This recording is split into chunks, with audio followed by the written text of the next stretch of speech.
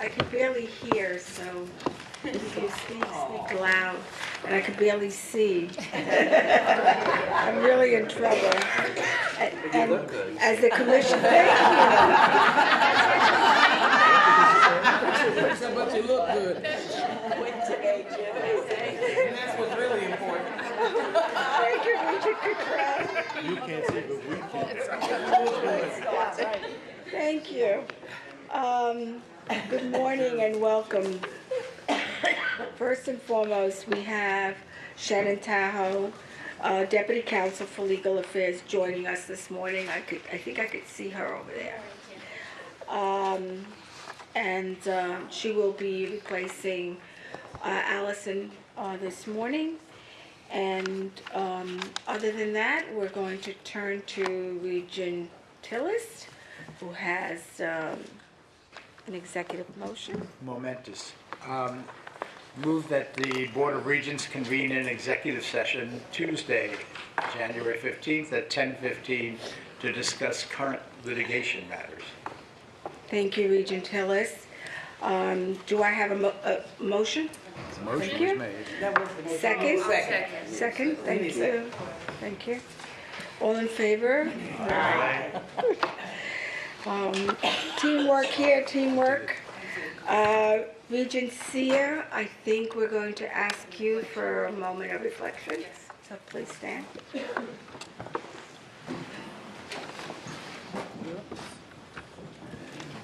morning, everyone. Good morning. New Year. So much of the work we have been doing this past year has been under the umbrella of a single word, and that word is equity. Although it has many formal definitions, simply put, equity means being fair and it means being inclusive.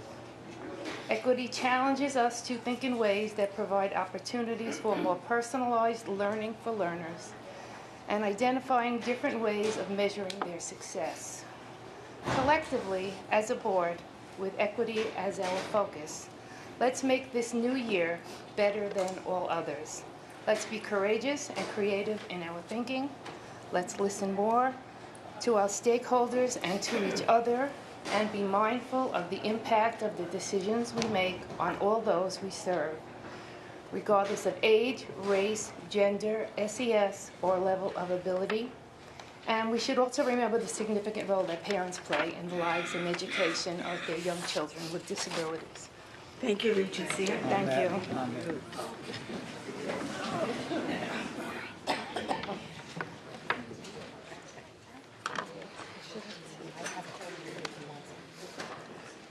Okay. Next, we have a panel presentation, and so I'm going to ask Commissioner. Chancellor, thank you. We're very excited about this presentation this morning. It is, many of you are aware, you appointed individuals that are joining, several are with us today, to be on this panel and to work with us on culturally responsive sustaining education. And so I'm going to turn it over to Angelica and John Degatti. They have been working with this group, and I am very pleased to report out the great work that we've begun on this issue. Thank you. Angelica? Sure. Good morning, everyone. So this work, we're really excited about it. You see, we have a large, illustrious panel. And before we get started, I'll also mention two other panel members that could not be here because higher ed is on vacation, and they are traveling. But we're going to get started. If you look at the screen, so if you recall, this has been presented. Are you introducing everyone for us? Afterwards, when we get to the panel. Or do you want me to do that now? Yeah. I think it might be a good idea, since we want to be part of this conversation with them, if we introduce them now. Okay. Thank we you. can do that. All right, so let me start off by the two people that could not be here, who really wanted to be here, was Dr. Yolanda Seeley Ruiz and Dr. Sonia Horsberg from TC, who are part of this work. So I think we can go, I was hoping that they can introduce themselves when they came up, but I think what we can do is that we have Dr. Stanley Harper, You raise your hand so everybody heard. Hi, everybody. Dr. David Kirkland, Dr. Fatima Morel, Dr. Joyce Moy, Dr. Robert Padilla, Joe Rogers, and Jan Starr. Great. Yeah, we're going to move after the PowerPoint so that they can come in a little more. Okay, so if you look at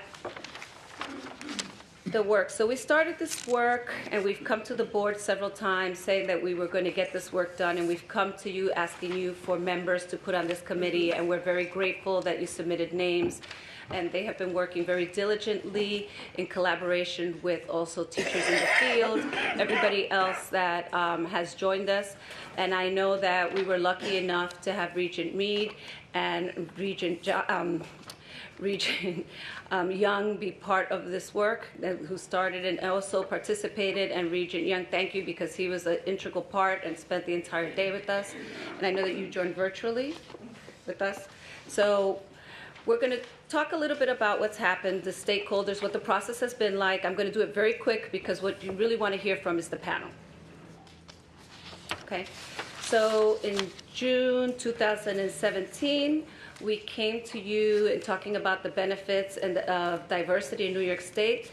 We proposed culturally responsive sustaining education to support diverse learners. Then we came back in January 2018 to represented in front of the board about the demand for culturally responsive sustaining education practice in New York, because we kept hearing that everybody's starting this work.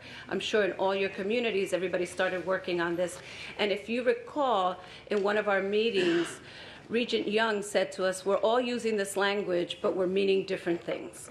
So the first step that we took is that we engaged some experts, because if you recall, John DeGotti's office came and presented as well about the definition of what culturally responsive was.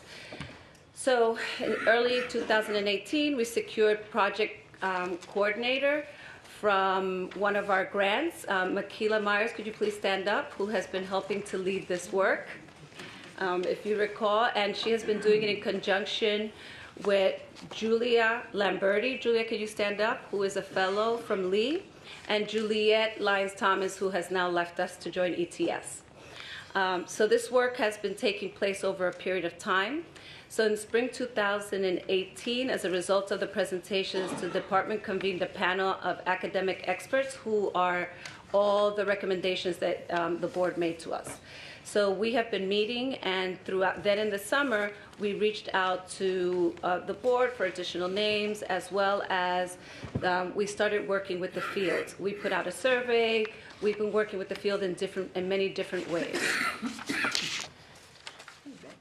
So now we have a framework to present to you, a draft framework to present to you.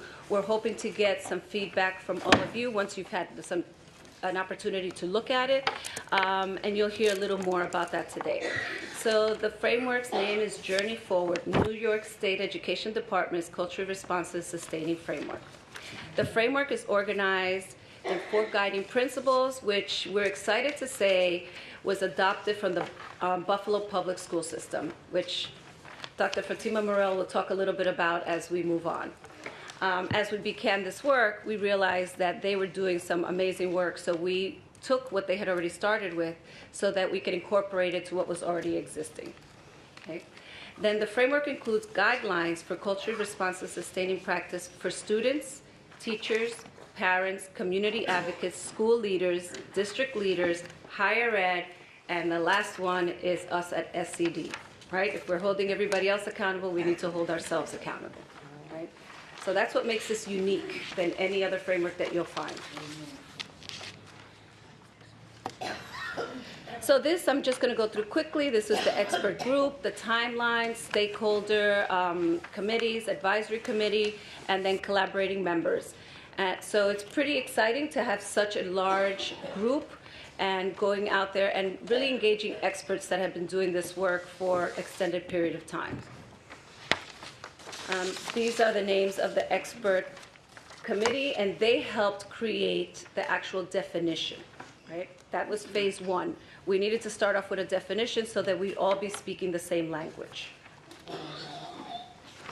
All right.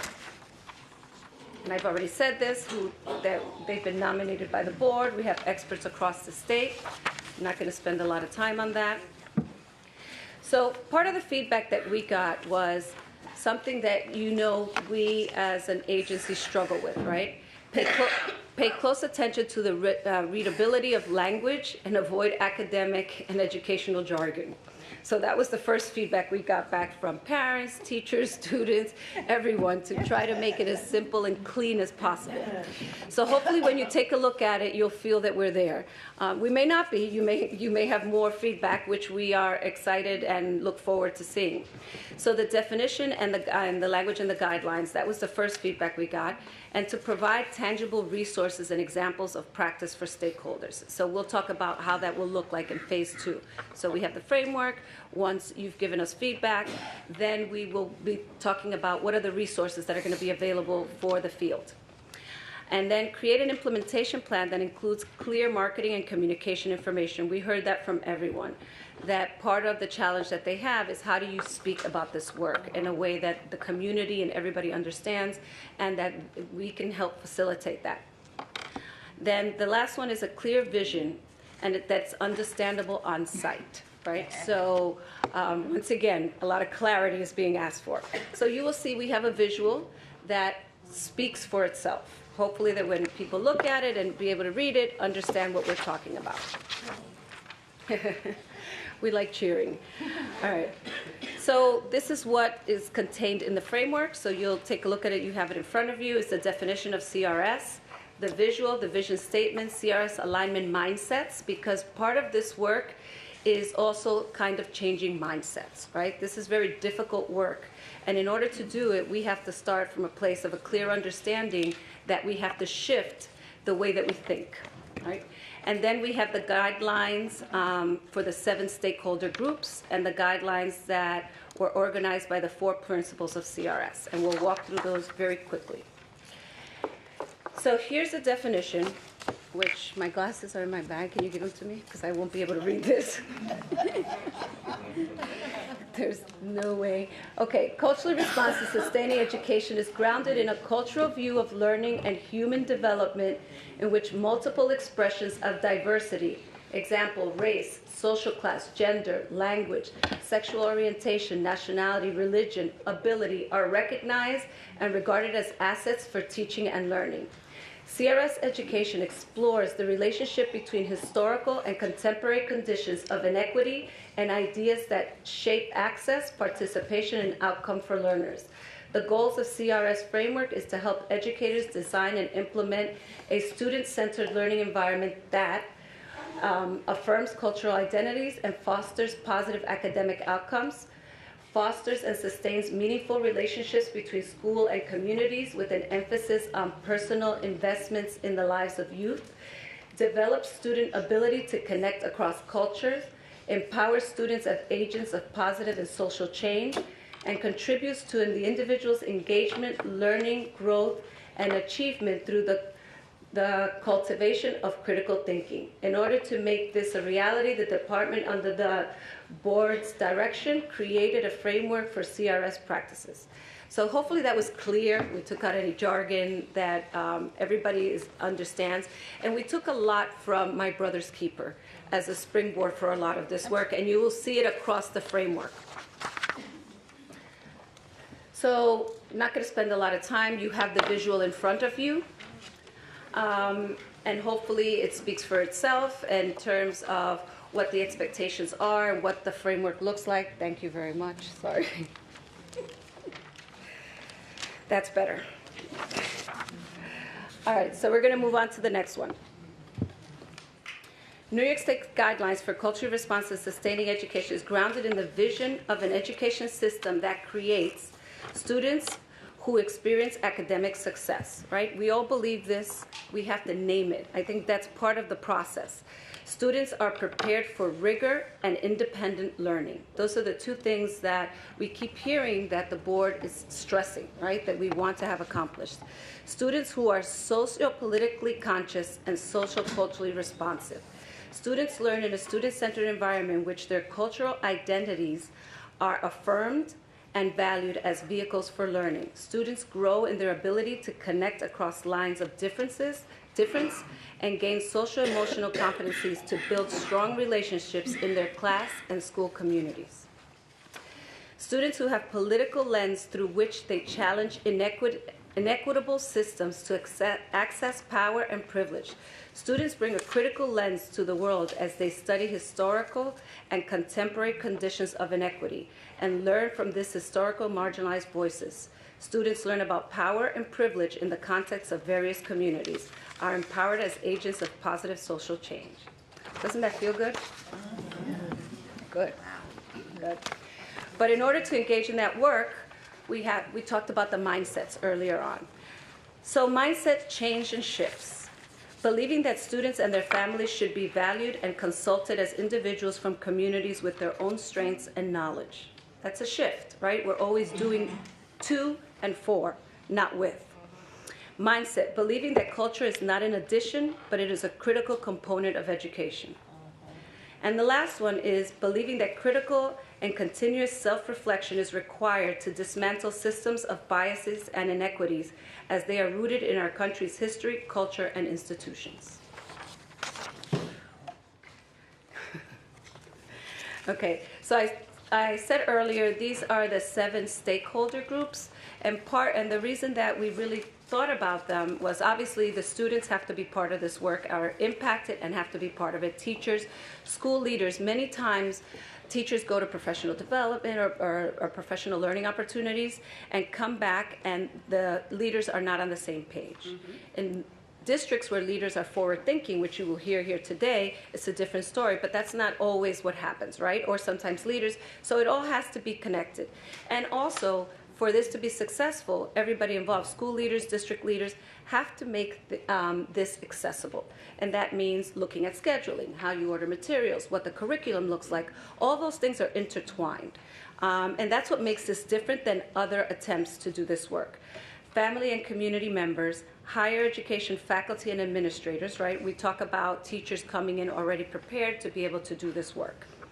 And then us at SED, making sure that our policy moving forward, as well as anything that we've done in the past. Many times we hear from districts, but your policy says X, Y, and Z. And they might be old policies from 10, 15 years ago that we have to revisit and look that we are not creating situations that don't allow districts to actually do what they need to do. And as we move forward, this will hold us all kind of accountable to do this work. Okay. For each of the stakeholder groups, the guidelines are organized in 4 principles, which we said we got from Buffalo School System. It's creating a welcoming and affirming environment, fostering high expectations and rigorous instruction, identifying inclusive curriculum and assessment, engaging on ongoing professional learning and support.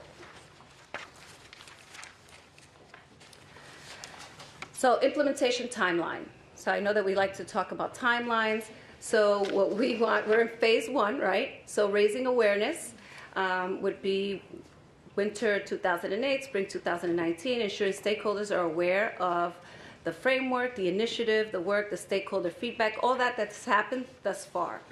And then the second piece is that if everyone is in agreement with this work that that everybody has been so involved in, it's building capacity, right? Because we can't take for granted that everybody knows how to do this work. And it keeps resonating when Regent Young kept saying, I think we're meaning different things. And as we were engaging throughout the state, we realized that there were different understandings of how this work needs to be carried out. So we have a plan for actually what that would look like in terms of building capacity. And then phase 3 will be sometime in September 2020, which will be ongoing sustaining practices, district sustaining practices. It will be embedded into all the districts and all the work that happens moving forward. I'm not going to go through each one of the phases here. We're in phase 1. But I do want to thank all of you for being patient. We promised that we would come back, and here we are. And as you've heard, this has been very exciting work. And what we didn't want to do was do it from the top down. We did it from the ground up. as everything that has been done under the Chancellor and the Commissioner has been really field engagement. And you're going to hear some of the people from our committee, our participants in the committee, and the work, one, that they're doing in their districts, what the expectation of the framework is, and what we heard every single time was the need for consistency, for all of us to be on the same page. And as I said earlier, as you'll see in the framework, My Brother's Keeper served as a springboard, and a lot of it is embedded in the work that we're doing, because we also want to capitalize on what's working and what's had major impact so that we can continue to move forward. And this is just the beginning of the work, right? This is something that will continue to evolve as we continue to move forward. So I don't want to take any more time. John and I are going to move over. We're going to ask the panelists to talk about the work that they're doing, the process. Some of them are going to talk to you about the process to getting to this place, as well as how they see the framework working for them in their districts. And we also want David to talk a little bit about, so David prepared a document for us that was kind of the basis of all this work. So we're really excited about that.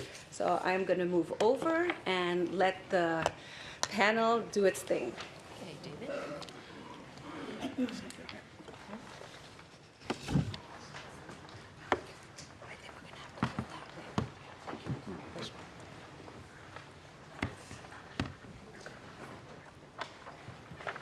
Let me first thank each of you for your time.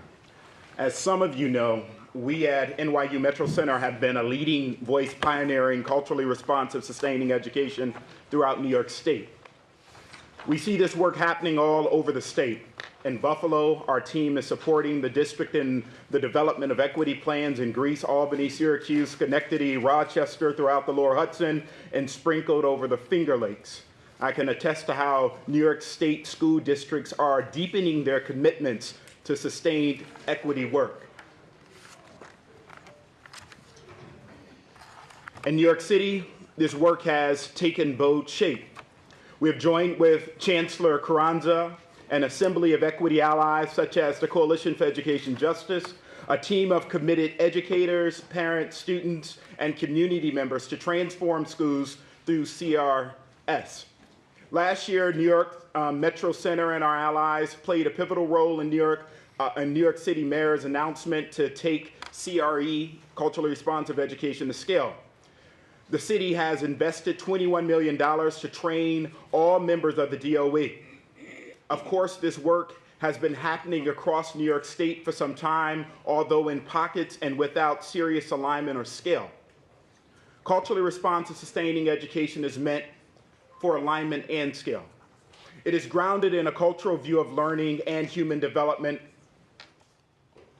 in which multiple expressions of diversity, race, class, gender, language, sexual orientation, nationality, religion, ability are recognized and regarded as assets for teaching and learning.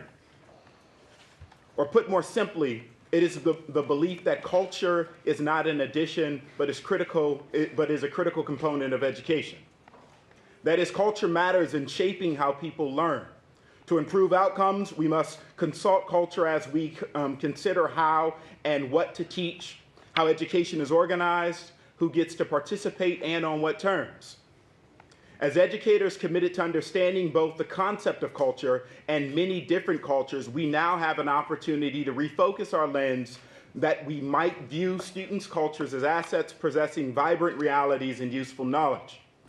The framework was built from the ground up, as Angelica said, drawing on feedback from stakeholders across the state who generously gave their time and insight.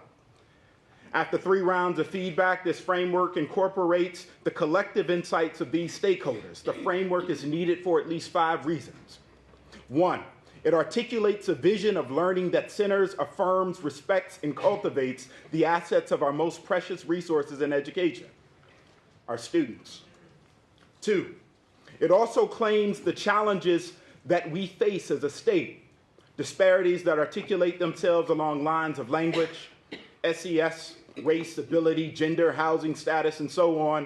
And instead of resigning ourselves to the incomplete narrative that we are hostage to the status quo, the framework provides us with a theoretically sound and evidence-based map forward. 3, it inspires hope and healing, arresting the commitment of the New York State Education Department as articulated in our state's ESSA plan, building capacity through partnerships where all stakeholders hold important roles and responsibilities for designing education and transforming the lives of all of our children. This is the basic premise of the framework, that we can actually transform education. However, we understand that no one entity can transform education or sustain our students alone. But working together, we can. 4, the framework presents a bolder vision of education, yet offers a pragmatic set of conditions that ground high-quality education on proven foundations. Culturally sustaining environments that are welcoming, affirming, but also supportive.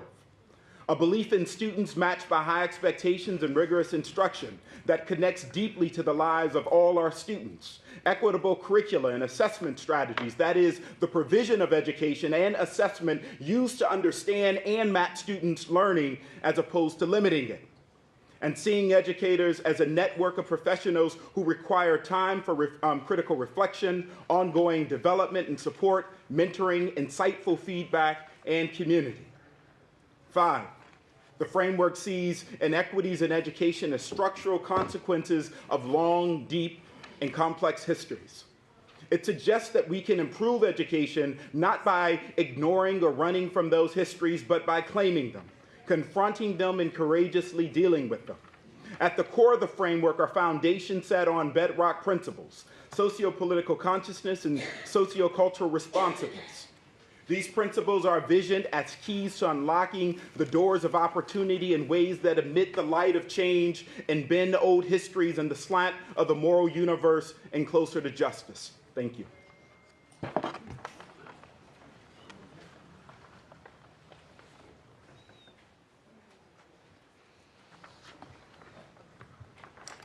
Good morning, everyone. I'm Joyce Moy, the Executive Director of the Asian American Asian Research Institute. And I had the privilege of facilitating the various stakeholder meetings from around the state. Among our stakeholders were folks that were from upstate and downstate, rural, suburban, and urban areas. And you saw the various stakeholders that were mentioned in Angelica's presentation: parents, community-based organizations and their leadership, teachers, higher education leadership, school leaders, and so on, and most important, the students. I have to tell you that I was extremely heartened by the enthusiastic reception that we got at every one of those stakeholders' meetings. Folks were excited that there was a framework. They were excited that they were being engaged and being asked to put their comments on the table, to look at it, and so on. And it was extremely well received. The questions and the comments that we got related to how this framework could be applied in their local areas. They thought about their specific constituents. They saw that it was broad enough to incorporate many of the issues that they were dealing with, and they were extremely happy to have a framework from which to work. And as you know, some of this great work has already been done in some parts of the state to some extent, and we're hoping to move it forward. But I think that this was something that people have been waiting for, and it was not enthusiastically received just by diverse communities, those that have been crying out for a way to make this system, as you said, equitable, accessible, and so on.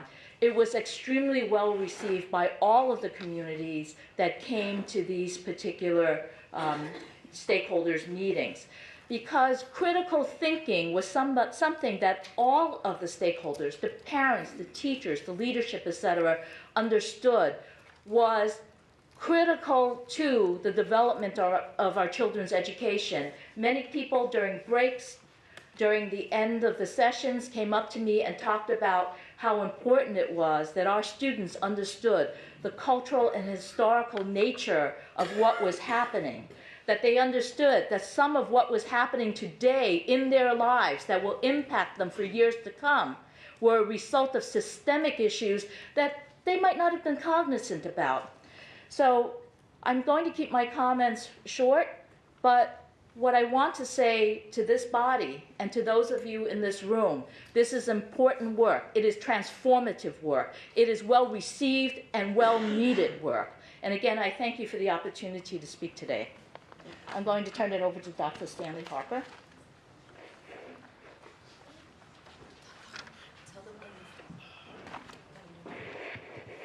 Good morning. Dr. Stanley Harper, and I do want you to know that I'm going to take a look at what was just said here, and I want you to know that I'm your first Native American Indian superintendent in New York State. And I'm going to speak a little bit about indigenous students in New York State.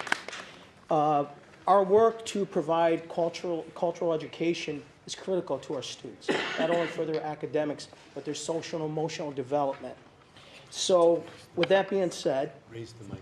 okay, with that being said, I will say this. I am very pleased that the state of New York is taking this work on, because this is showing us all something, what we all believe in and what we all know is true and what's needed, as well as you've heard it, as you heard. I will talk about what's being done at the local level, in particular my district.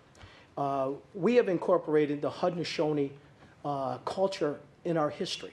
We teach our children not only what we have to teach for the learning standards, but we also provide the history of their culture of these students. We do not want them to lose that understanding of who they are and where they came from. And I think that's important for all ethnicities, that somehow in our education system we incorporate these things within our learning for our students. One of the other things that we do to help mirror our student population when we look to hire people, I've created a system on an interview committee that there will be 50% Native Americans and 50% non-natives to eliminate any biases when we're looking to hire people. We're always looking for the best people to hire.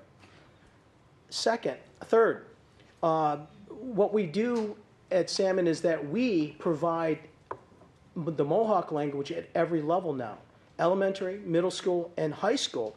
And that's part of ESSA's call. They want that to be put in for indigenous languages. The only thing that we lack at this point is we do not have a New York State certification program for indigenous languages, and which is wrong. It needs to be corrected today. This is the conversation that needs to go forward. We need these teachers that speak to indigenous kids to be certified as any other language that's certified in New York State. I hope your ears are open to that. Another part that I want to address here, I think the cultural responsive framework, and this is the uniqueness of it, it has the propensity to break the negative barriers that we witness today in education. And this framework also provides an outlay of how our students can reach their highest level of achievement and again, build their social and emotional development so that they feel, every student feels, which is our moral duty as educators, to make sure that all of our children feel like they belong to their school community. Everybody is an equal. I'm going to make this very short. I want you to know that what we're doing, this work of providing cultural education, is critical for all of our children of all races. I believe that our indigenous students are entitled to have certified language teachers for indigenous languages. And I just want you to know that all of us here are extremely passionate, and I'm a very passionate person about my children. Children come first, and I'm going to leave you with that. Thank you very much.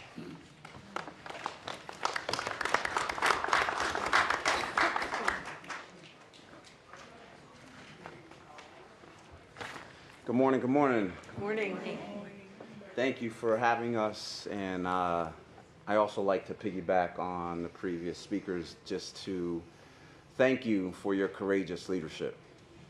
Far too often, this conversation isn't taking place at the highest levels of school districts and certainly in states across the U.S. I'm Roberto Padilla, the proud superintendent of the Newburgh Enlarged City School District, and what I'd like to just share a couple notes on or some of the things that we're doing in Newburgh and kind of where we're headed in the coming months and years. So Regent Sia launched with this notion of consistent language and meaning. In order for this to truly take root and change some of the inequitable practices that take place across the state, we have to purposefully use language and use it in a way that is easy to understand and a way that our students can understand. And so in Newburgh, we've done a number of different things very intentionally. We've launched the Newburgh Equity Team. The Board of Ed has created and adopted an equity policy that we have shared across the state. When we look at our hiring practices, we talk about equity. So as I sit down with new hires, my conversation with them is simply around equity. Because I see it as my job to make sure that when they sit and have a conversation with me, they leave having a common understanding about the work in Newburgh. And I think that's one of the most critical things that we're doing, is that it can't just stop and end with me. Our Board of Ed members have to consistently talk about equity the same way. Our building leaders, our union leaders have to talk about equity in similar ways. Our Board of Ed, over the past 3 years, have created equity goals. And so I think that reaffirms and communicates very loudly that this is something that's important and something that they're going to hold themselves accountable and the rest of the system. We're working on our new strategic plan, and part of that will be an opportunity to double down on equity and following the state's lead. And something that's going to be taking place in the next month or so is a shadow day. So we're taking various senior executives, some of our administrators, and we're just going to shadow students throughout the entire day. So to see life and school through their eyes. It's very easy to sit at a table or be at a meeting and make decisions that we believe with good intentions on what we believe is impactful and important to them. But we have to see it through their lens. We have to engage with them. We have to sit shoulder to shoulder, elbow to elbow, and really understand how these decisions impact them. And where they impact them in perhaps a not so positive way, we need to be able to pivot and modify policies so that way conversations of equity and CRS are constantly at the forefront of our work. Thank you.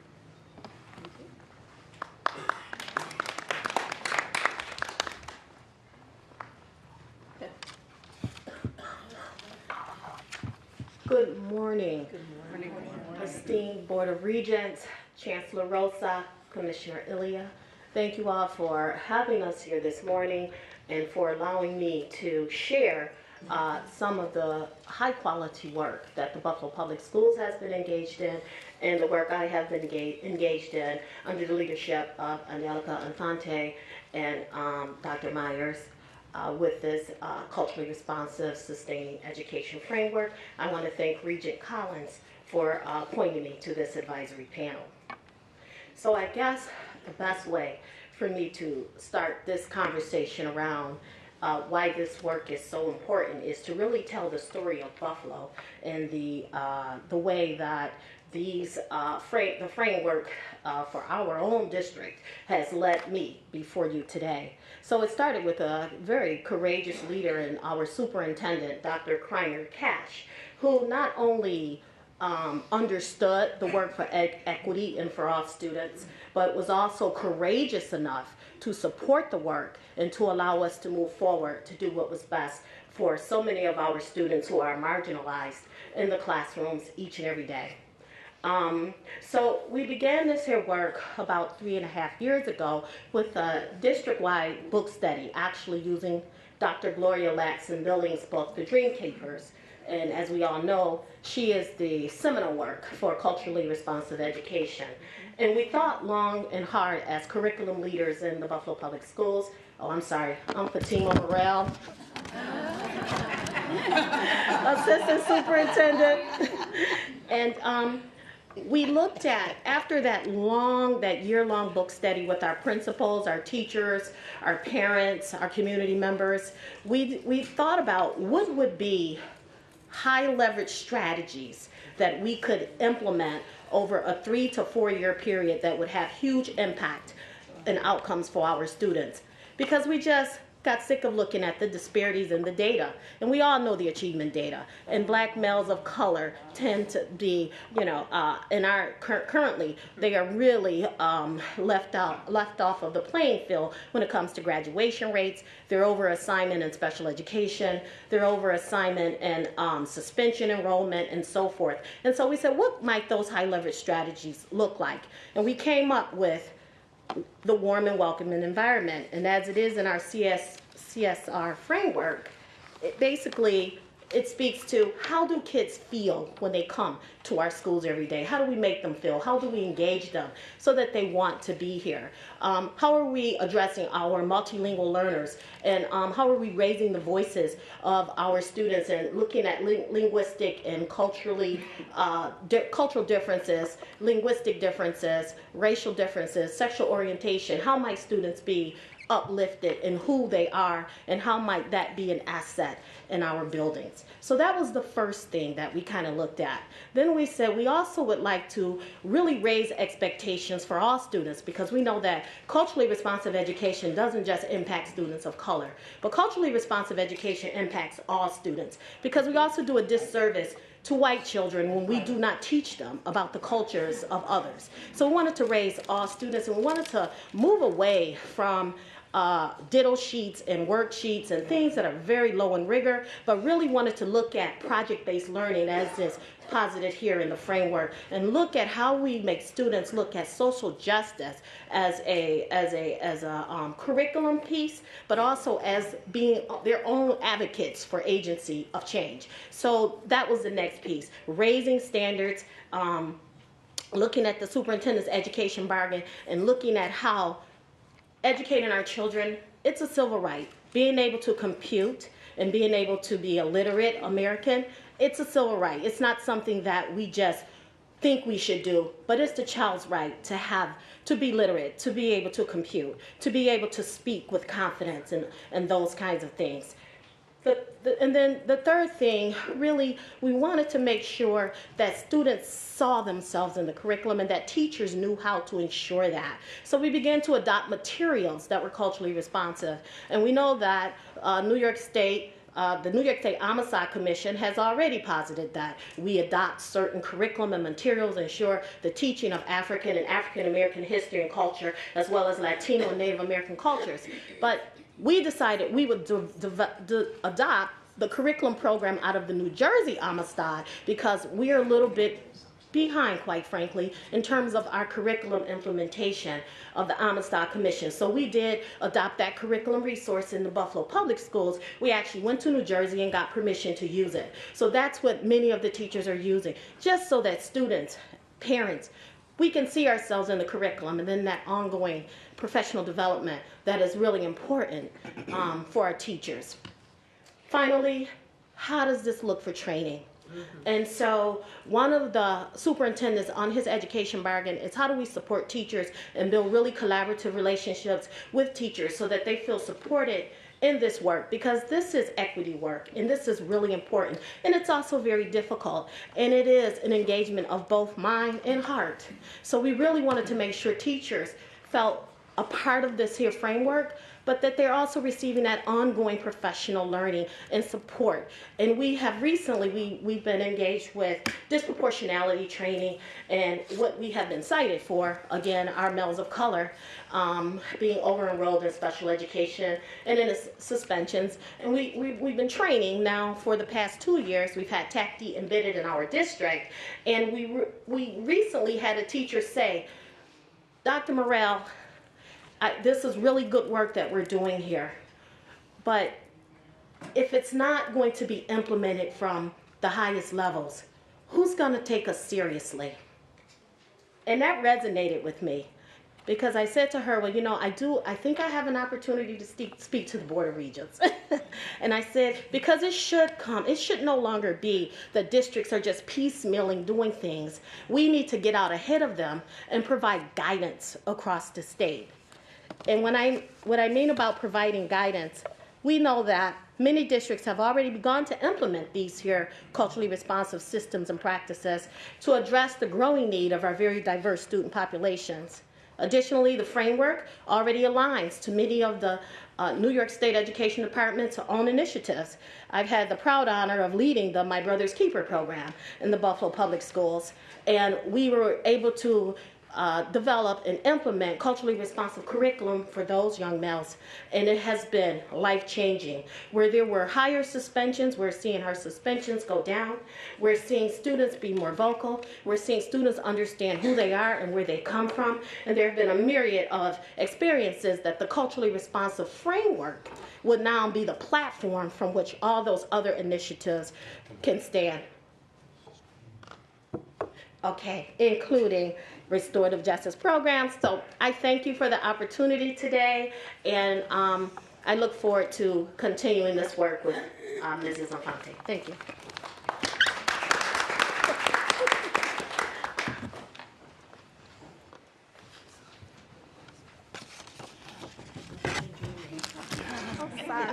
I learned.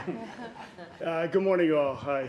My name is Joe Rogers, and I'm the Director of Public Engagement and a Senior Researcher at the Center for Educational Equity at Teachers College, Columbia University.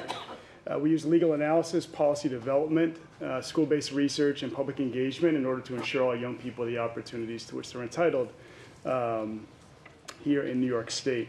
It's a great honor and a privilege to be with you here this morning. It's a labor of love, of respect, and of humanity, I think, that stands to strengthen our educational system for decades to come, for many generations.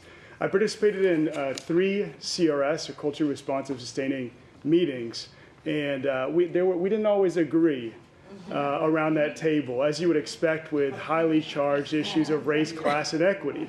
And that's good, and that's how democratic practices should work. That's how we learn from each other, but we did so respectfully.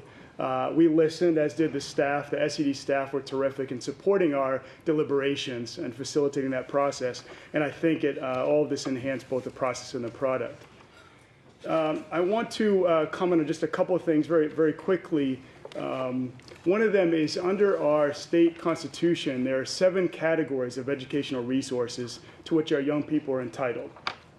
2 of those concern an up-to-date and relevant curriculum and educators who are well-prepared and well-supported to meet the needs of our students, to provide an education that is fully tailored to their needs, and that helps them meet at least state learning standards and ultimately fulfill their civic, college, and career potential.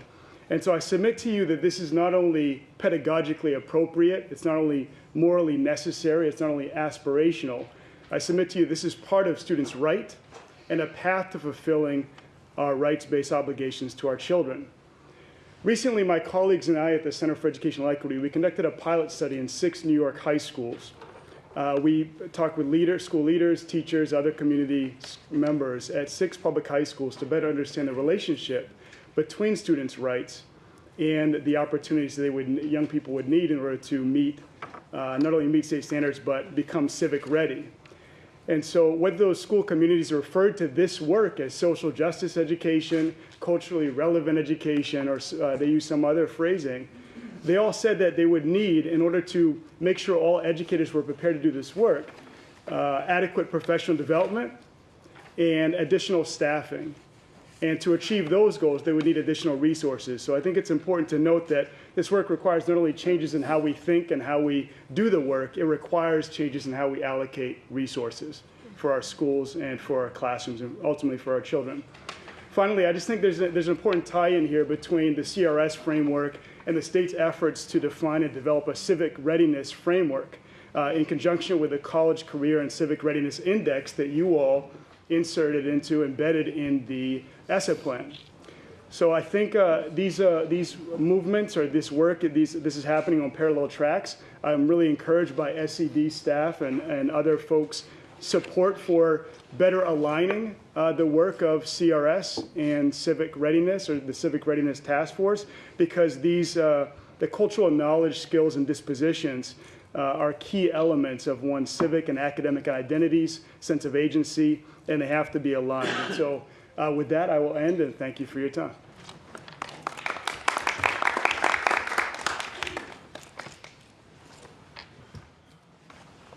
Thank you and good morning. My name is John Starr. I'm an assistant principal in the Pine Plains Central School District. And before that, I worked for 13 years as an ELA teacher. One of the things that I've noticed throughout my years of teaching and also as a school leader is that teachers who are doing this kind of work, and they've existed for a very long time, are often working in isolation. They're often islands unto themselves. What I think this framework does, and part of the power of it, is that it gives those an opportunity for those educators to unite with one another around common cause and common language. I know we don't have too much time, but one of the things that I really wanted to bring up that I find most powerful about the framework is this idea of having an asset orientation towards our students, that we need to stop viewing our students for the deficits and the challenges that they possess, but to see the cultural contributions that they make to our schools and to our communities. On the day that I was invited to speak here, I was reading the guidance documents for the Next Generation Standards in ELA, and I was looking at that document through the lens of the work that we did here. And what I noticed was that when we get to the section that discusses our English language learners, our students who are in special education, the language that we use in these guidance documents is deficit language. And so I think what this framework offers us is an opportunity for a paradigm shift in how we view the students that we work with, instead of thinking of them as challenges that we need to overcome or deficits that we need to correct, to see them as the contributors to our school culture and our communities that they truly are. And in that work, I think it's very important, and I thank you for the opportunity to be here. Thank you. I'm sorry, John Starr. Thank you.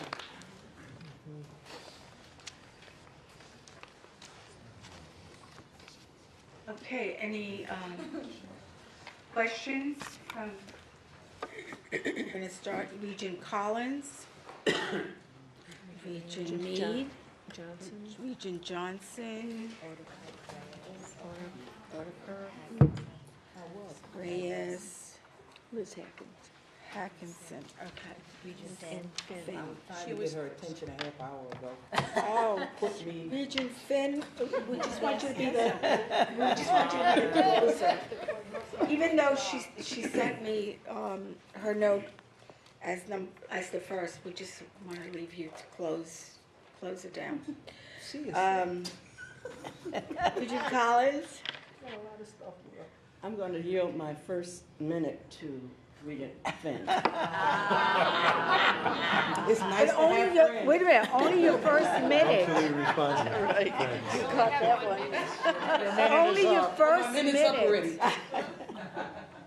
I just have a quick question. I'm just curious as to how we track all of this and make sure that we're getting what we want. So can somebody address that, please? Are they off? Yes. So part of, if you remember, do you remember when we talked about phase 1? This is phase 1. Phase 2 will be the professional development, professional learning opportunities, and working with the field.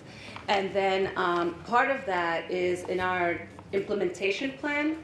There's a lot of resources that are going to come up, but part of the framework is everyone taking ownership of the work, right? That's why we included all constituency groups. We wanted to be careful that we included everyone that touches children as well as the students themselves, so that they can be part of that work. So we've laid out a plan of how that's going to be rolled out and what that would look like. In terms of keeping track, we're hoping to continue to work with districts to upload and bring to everybody the great work that's happening so that we can share the work. Because this is difficult work. I think it was Dr. Morell who said, and I think Joe, that there's also disagreement in these conversations, right? And there's a lot of tension, and there's also a lot of misunderstanding. That's why it's great to have things in black and white. So when we say we mean this, this is exactly what we mean. So I hope that answered your question.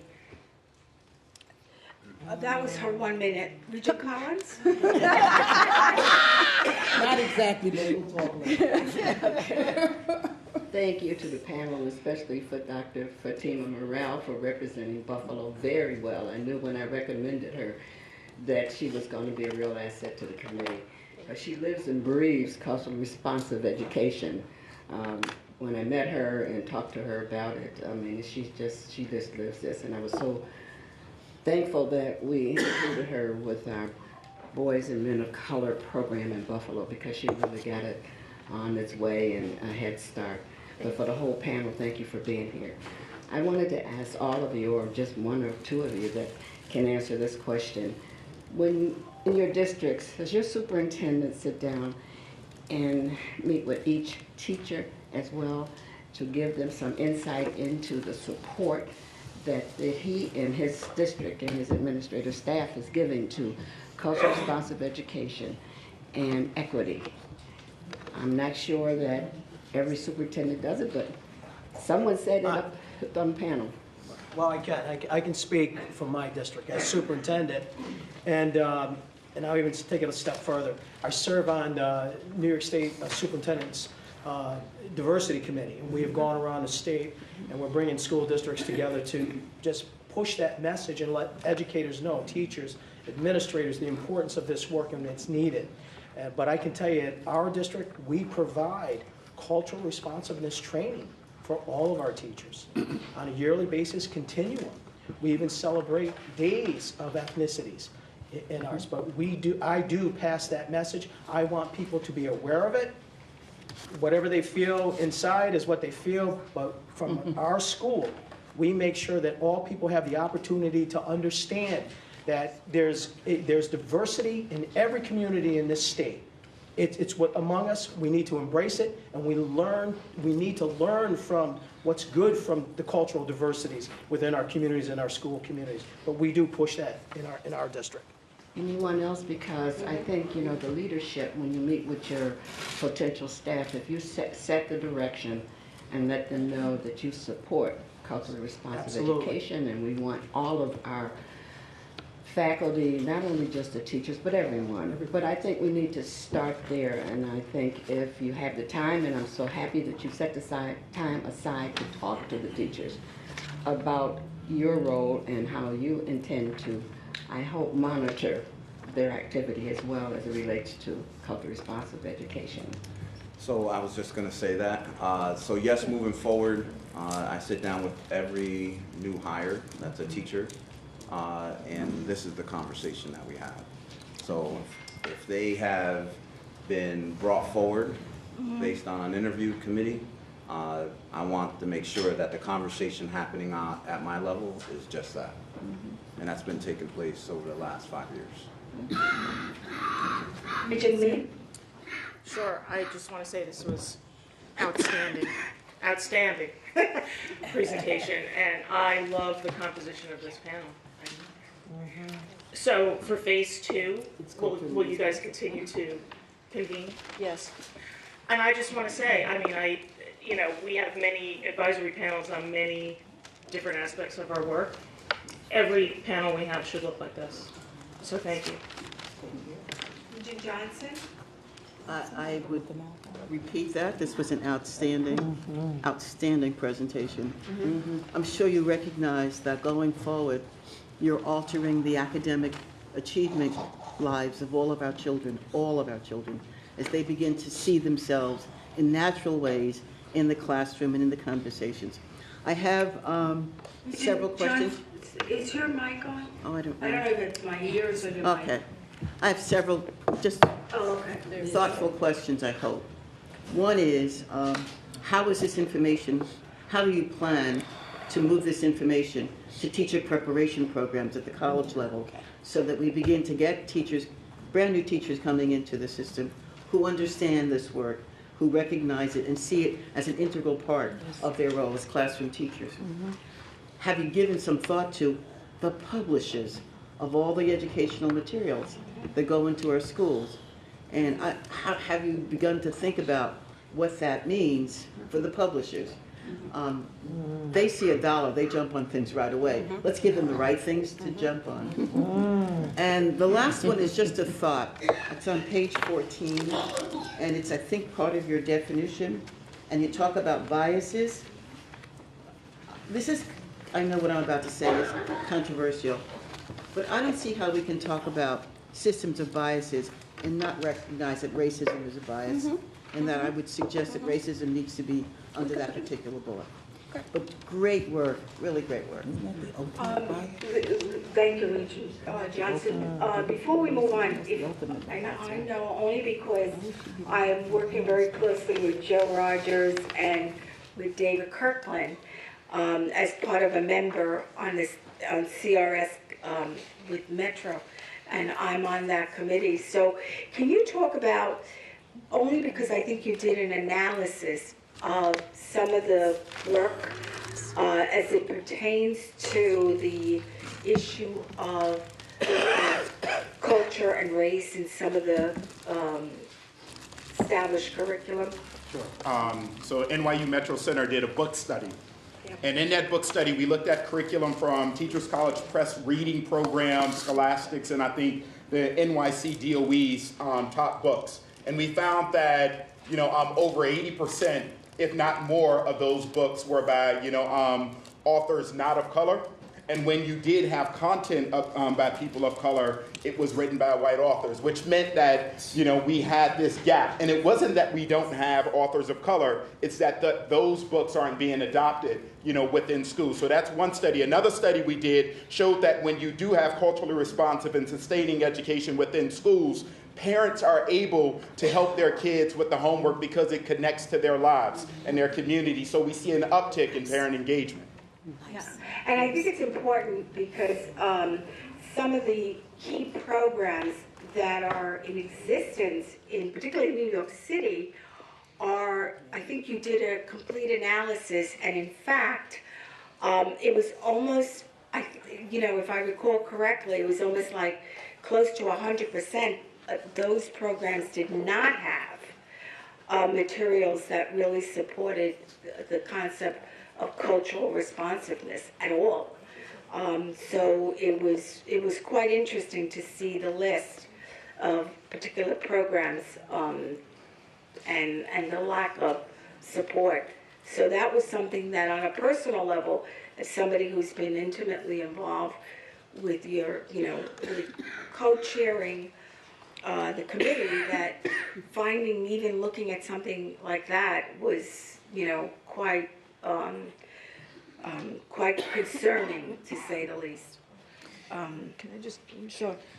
Regent Johnson just brought up something related to teacher preparation programs and the work being done there.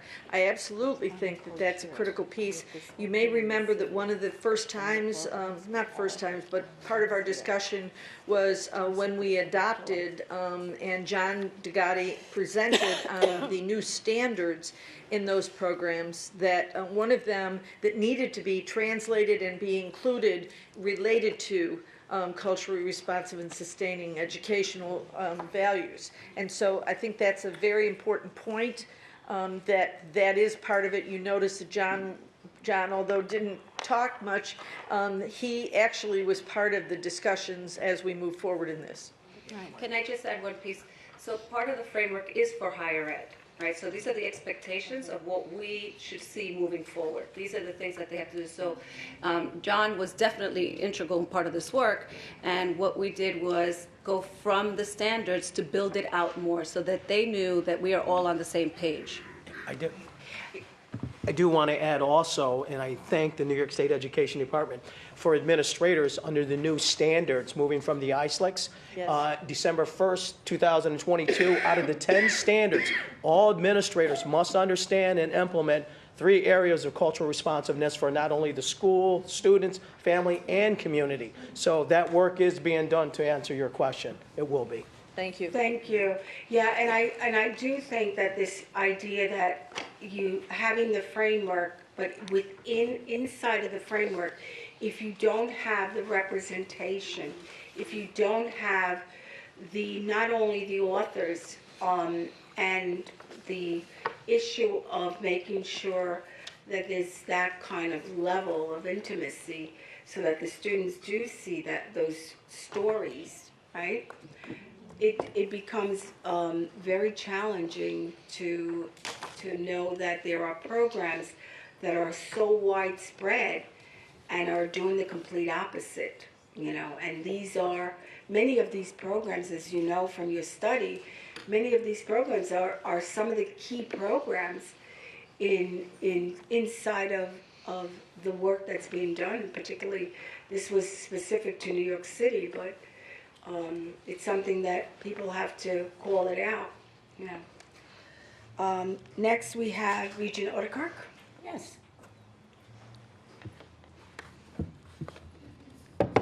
Thank you. I want to say this has been a most impressive and inspirational presentation. Must be that one out. Now is it on? Yes. And I want to share, when you hear me talk about the North Country, picture Stan Harper. His district is on the border. You can't get much more north Farthest human outpost in New York State. And I soon realized that he had a burning desire to be part of things and to give voice. I'm usually fighting for students to get voice.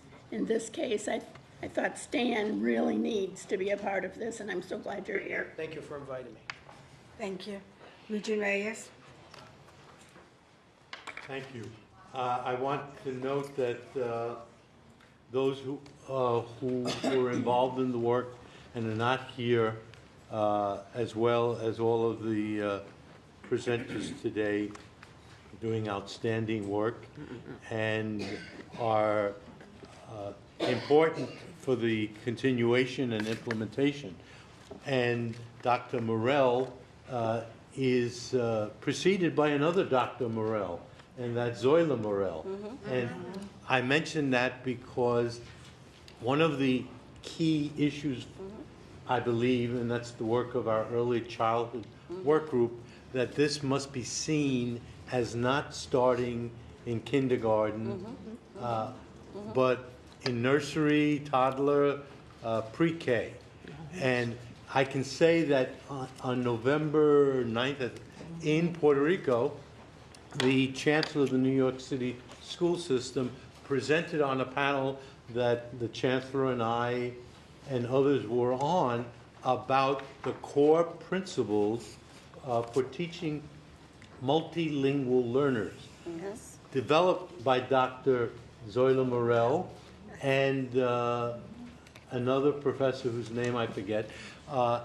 Their work, 4 or 5 principles, the Chancellor for the largest school district made a statement of clarity that these principles will be the basis for evaluating teachers, principals, and all administrators.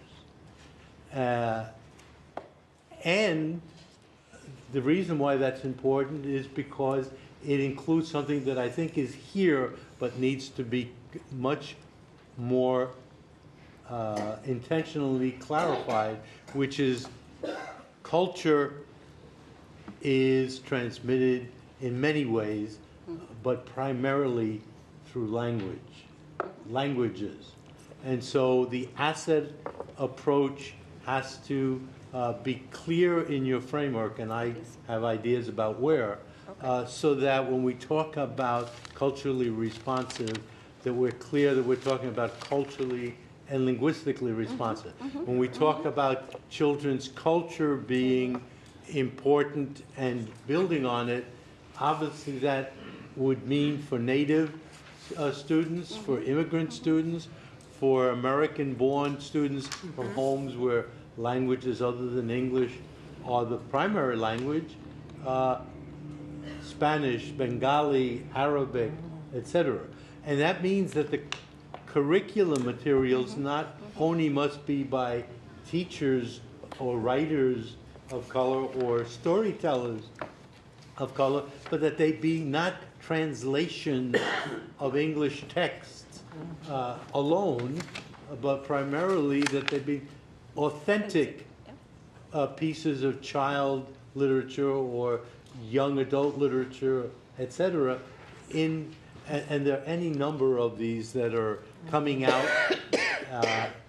The Zinn education, Teaching for Tolerance. There are so many publishers beyond Scholastic and the ones that were mentioned that need to be included. And the last thing I would say is trying to understand how your group and our work connects the equity principles and focus that has been much of what you said with work that's being done in all of these places around diversity. Oftentimes that diversity is thought of as just about integration, and how your group and the work that you're doing, how it helps build bridges between issues of children learning together as well as learning wherever they are about themselves and about others.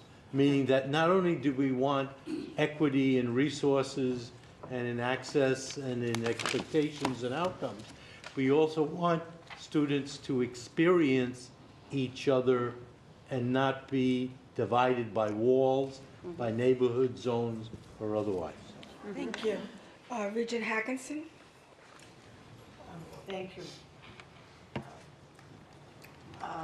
I would like to turn our attention to the glossary of terms, because it seems as if the word culture is an understood term, and it's not in the glossary. And I think for this document, what we want to do is to bring about a deeper understanding of what is drawn out of the individual. So maybe some accepted terms might be considered in the glossary. Sure. The definition of Rigor. culture is at the beginning of the document. There it is. I turned the glossary, I'm sorry. Okay, never mind. That clarifies that one. Thank you for reiterating it. Regent Finn? You gave me my 1 minute. Oh, okay. I was gonna give you another one, so. Regent Young? Save it. Thank you. And I would just echo what my comment said about the presentation. Just a couple of points. And this first comment is to my colleagues. I always recommend that we try not to use education solutions to solve political problems. And I say that to say that we've had at this table a conversation about the Amistad legislation. That's not going to be solved through an education solution. We have legislation on the books, but there's no budget. We have legislation that calls for a committee that's supposed to meet monthly, and the committee has been identified. And the committee doesn't meet. Right. And so it seems to me there needs to be a different kind of energy to make that a reality. And I would think that in order for us to really do this, we need to talk strategically about how we begin to generate that energy. The second comment that I would make is my colleague, Regent Finn, talked about how are we going to track this. I would hope, in your vision statement, you have 3 items. The first item is students students should experience or who experience academic success. And I would think that when this is done well, all of our students would experience academic success. And I would flip that that when students are not doing well, that a measure of this should be part of the protocol. That's right. Right. In other words, we go into schools all the time. You know, we have teams, and they look at lots of things. And I've never seen a report that actually addresses this. And so it seems to me this ought to be part of that. Right? The last is what I would hope that this committee would do is at some point give us a set of recommendations. I heard one, and I think it's an excellent recommendation on the connection between indigenous language and certification. Right. And I would just, as a member of the board, I would be interested in understanding, what are the issues and why can't that happen? But there are perhaps some other recommendations that this committee would make to us that we could use to inform our policy discussion. Thank you, Regent Young. Regent Sear, Regent Cottrell, and then I think I'm circling back. Midler. Midler, and then circling back to Regent Collins. So Regent Sear. Thank you, Chancellor. Thank you so much for the wonderful presentation. Of course, I didn't get a chance to look at all of this, but we're talking about cultural responsiveness for students. I just wanted us to remember that we need to understand not only the psychological impact, but the cultural differences in families and thinking about their children with disabilities. Regent Cottrell. I think Regent Sia said it. This is a wonderful panel. Thank you for presenting to us. And Angelica, thank you for organizing and all those who did. I think to pursue the disabilities, I think I haven't heard a lot about that. Self-respect for the disabled and then respecting the disabled and taking, to get more into that as we go forward. The other thing is it's the 50th anniversary of Stonewall.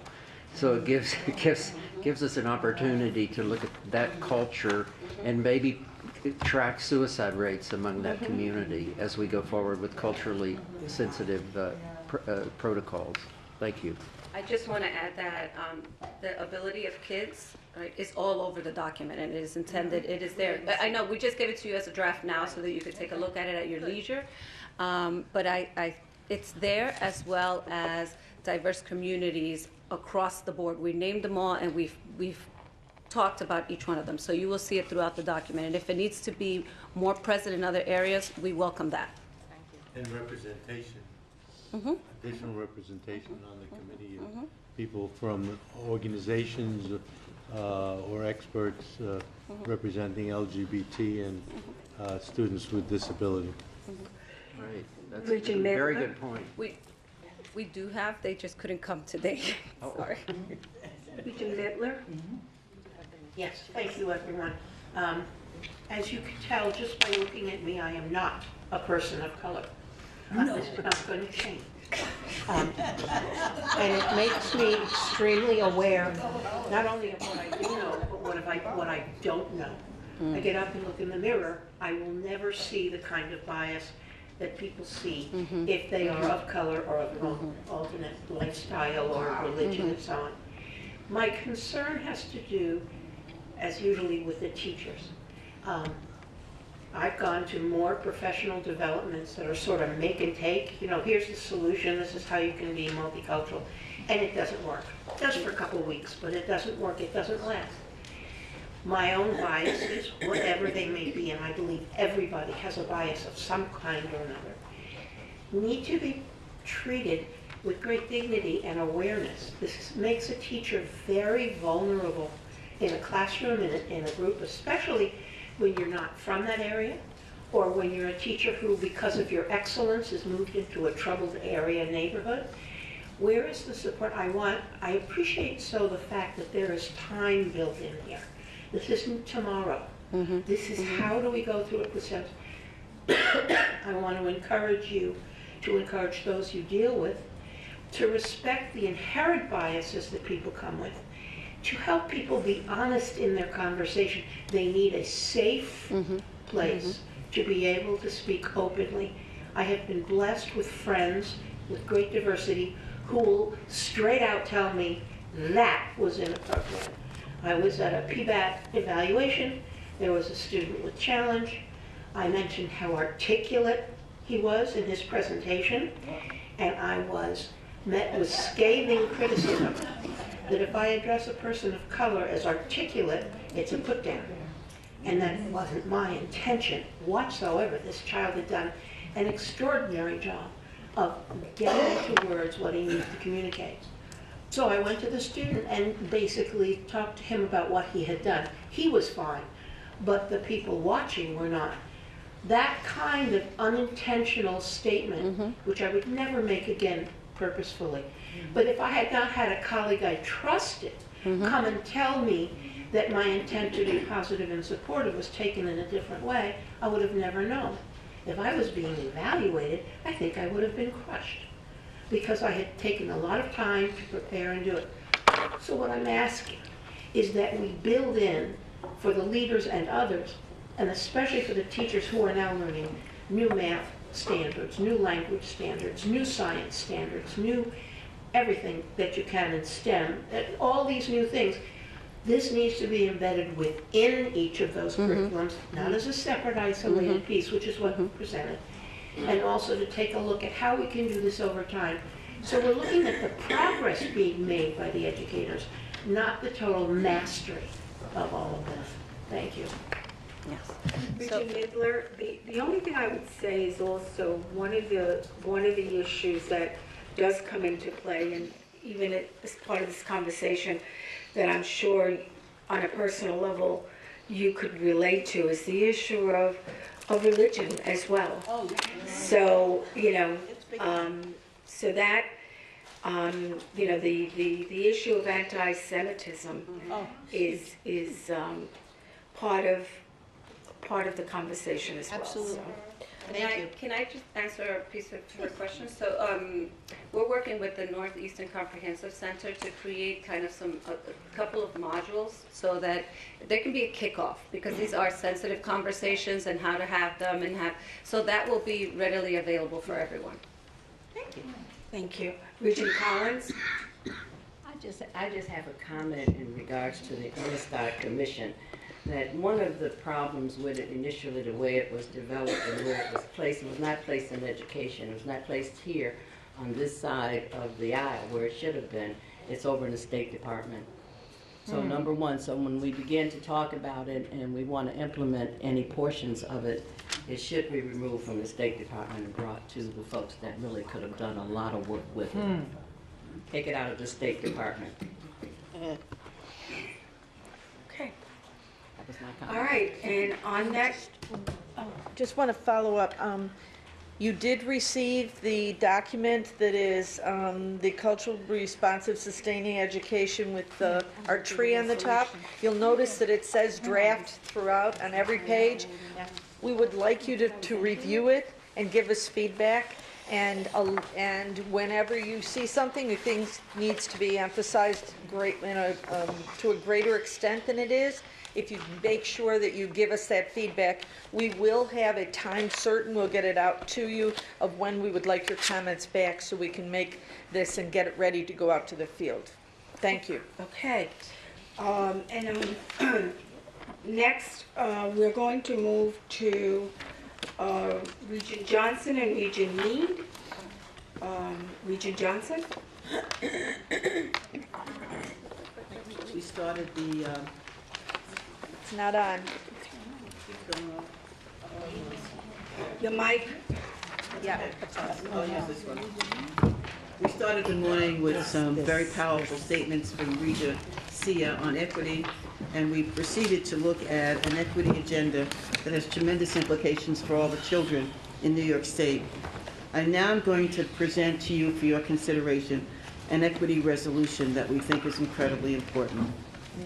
In December, the federal government's Commission on School Safety produced a report for the public that included rescinding various federal guidance documents and associated materials regarding racial discrimination and the administration of student disciplinary policies. The action was taken despite the researched fact that disciplinary actions taken on similar behaviors were disproportionately applied to children of color, most specifically young men of color.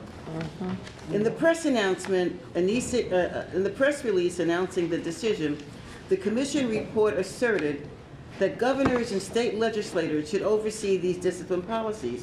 In essence, the delegation of disciplinary policies was given to the states.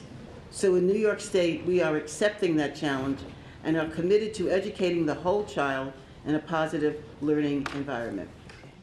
This recommendation was viewed by former education secretaries Duncan and King as a decision, I'm talking about the Federal Commission decision, as a decision to roll back guidance that was intended to produce and protect students from unfair school disciplinary practices.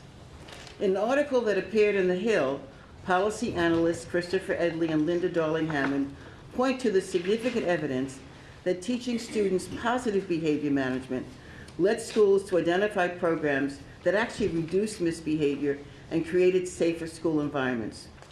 The recommendations in the federal report, on the other hand, included arming teachers and SROs and initiating harsh disciplines that are counter to our goal of preparing students to become contributing members of their communities in our state.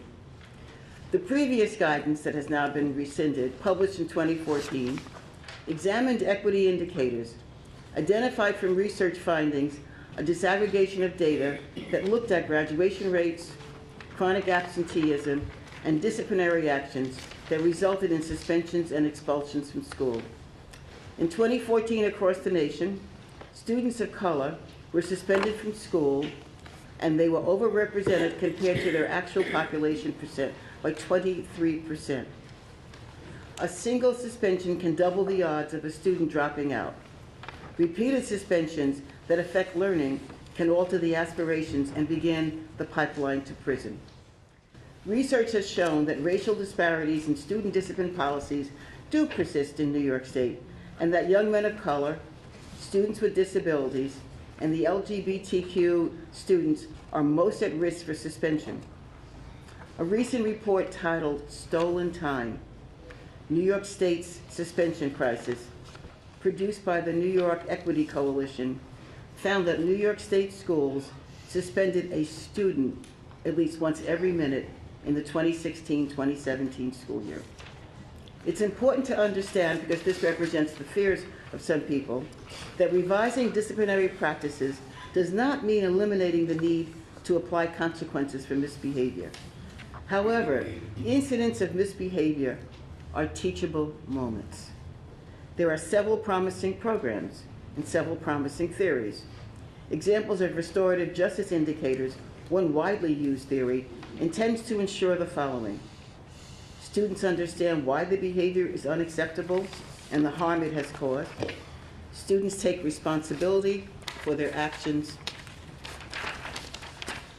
Students understand the progression of more stringent consequences if the behavior recurs, and students are given the opportunity to learn pro-social skills and strategies in the future. Our state has authorized the inclusion of social-emotional learning standards across all grades and leave it to the districts to decide on which materials they will select that offer the most promising outcomes for managing behavior and pro-social skills.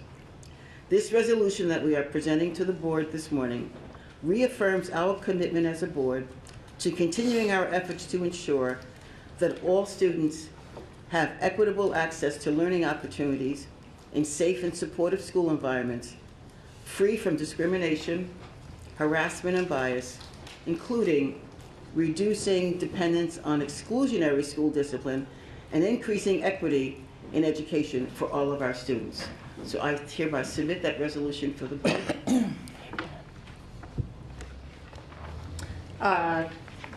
Thank you, Regent Johnson. To echo my colleague's sentiment, we felt it was important to respond to this guidance. And so with that, with the Chancellor's indulgence, I'm just going to read it as quickly as I can into the record so that we have it. So voted that the Board of Regents adopts the following resolution. Whereas on December 18, 2018, the Federal Commission on School Safety issued its final report in which it recommended the rescission of various federal guidance documents and associated materials regarding racial discrimination in the administration of student disciplinary policies.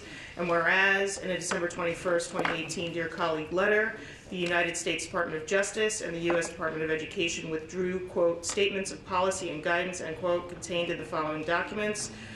Dear Colleague letter on non-discriminatory administration of school discipline dated January 8th, 2014, an overview of the Supportive School Discipline Initiative dated January 8th, 2014, and several related documents collectively referred to as the federal guidance documents. Whereas, in the 12/21/18 letter, the US DOJ and the US DOE explained that the departments have concluded that the guidance and associated documents advance policy preferences and positions not required or contemplated by Title IV or Title VI.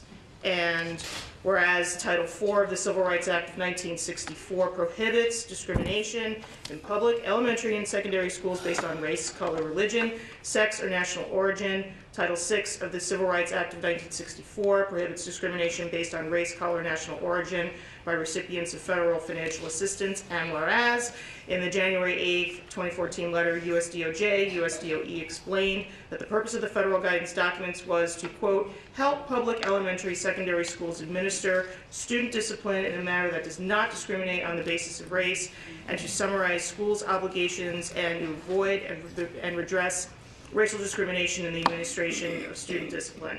And whereas in the January 8th, 2014 letter also provided, quote, recommendations to assist schools in developing and implement student discipline policies and practices equitably and in a manner consistent with their federal civil rights obligations, which included the following. 1, develop and implement a comprehensive school and/or district-wide approach to classroom management and student behavior grounded in evidence-based educational practices that seeks to create a safe, inclusive, positive school educational environment. Assist students in developing social and emotional competencies, self-management, resilience, self-awareness, responsible decision-making that help them redirect their energy, avoid conflict, and refocus on learning. 3, refer students with complex social, emotional, or behavioral needs for psychological testing and services, health services, other educational services where needed. 4, involve students and student advocates in maintaining a safe, inclusive, and positive educational environment through programs such as peer mediation and restorative justice as appropriate. Whereas, in addition to studies indicating racial disparities in student discipline rates persist in New York State and nationally, research has also shown that students with disabilities and lesbian, gay, bisexual, transgender, and questioning students are also at higher risk for suspension and expulsion, and that suspension can be the first step in a series of events leading to lower student academic achievement, higher truancy rates, higher dropout rates, and higher rates of contact with the juvenile and adult justice systems. Whereas, research has also demonstrated that the use of exclusionary discipline, such as removing students from their learning environment, adversely impacts school climate overall, does not make students feel safer, and can have a negative effect on other students' academic performance and achievement. And whereas, research has found that the quality of the school climate is one of the most critical predictive factors in any school's capacity to promote student achievement. Whereas research shows that exclusionary school discipline is not an effective way to manage student behavior, and that the American Psychological Association has concluded zero-tolerance policies fail to make schools safer. Whereas the Board of Regents is committed to ensuring that all students have the opportunity to learn and access programs and services in schools that foster a culture of climate, are safe havens for learning, where every student feels welcome and free from bias, harassment, discrimination, and bullying. Almost done, guys. Whereas New York State's federally approved ESSA plan is focused on providing our schools with the tools they need to give all students an education that meets the principles associated with educating the whole child at its core, is intended to foster equity as well as positive and healthy school climates in New York State's educational system. And whereas New York State requires age-appropriate mental health instruction for students focused on enhancing students' understanding, attitudes, behaviors towards well-being and human dignity, helping students identify risk and protective factors as learning and resiliency can result in positive decision-making and lifelong success. And whereas, with the support of the legislature and the governor at the request of the Board of Regents, the New York State Education Department has established a Safe and Supportive Schools program and technical assistance center for schools determined to be in need of support to create positive school climates where every child feels safe and supportive and is treated with dignity and respect through the implementation of positive school climate frameworks, including social and emotional learning, restorative practices, and trauma-sensitive schools. Now, therefore, be it hereby resolved that the Board of Regents reaffirms its commitment to continuing its efforts to ensure that all students have equitable access to learning opportunities in safe and supportive school environments, free from discrimination, harassment, and bias, including reducing dependence on exclusionary school discipline and increasing equity in education for all students. Thank you, Madam Chancellor. Motion by? I have made the motion. I'd like to second. Second. All in favor? Questions? Okay. Thank you. I'll get the second. Motion is unanimous. Yes. Great job. That was I want to thank Allison for helping us to put the motion together, and she's not here today. She did some great work on this. absolutely. Yeah. Nicely done. All right. Well read. We will continue our great work upstairs. Thank you. Good.